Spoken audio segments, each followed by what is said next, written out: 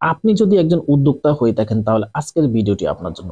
আপনার মসলা আইটেম কিংবা যেকোনো প্রোডাক্টের এই ধরনের কম্বো প্যাককে ২টা, ৩টা, ৫টাকে কিভাবে এভাবে অ্যাডজাস্টেবল করে শিং ফলি দিয়ে প্যাকিং করতে পারেন সে পদ্ধতিটা দেখাতে যাচ্ছি আপনাদেরকে।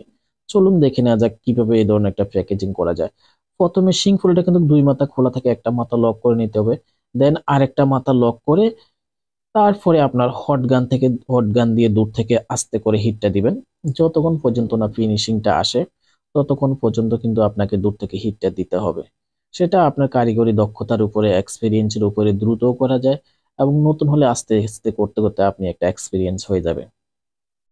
এই ধরনের আসলে র‍্যাপিং গুলো দিয়ে যদি আপনি এভাবে একটা কম্বো তৈরি করেন, এর সুবিধাটা কি? দেখেন অনেক সময় কার্টুনের ভিতরে বক্সগুলো এলোমেলো হয়ে যায়, নড়ে পড়ে যায় বা বিভিন্ন সমস্যা ফেস করতে হয়।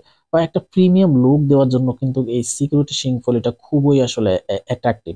এই ধরনের সিকিউরিটি শিং ফলি সংগ্রহ করতে আমাদেরকে ইনবক্স করতে পারেন।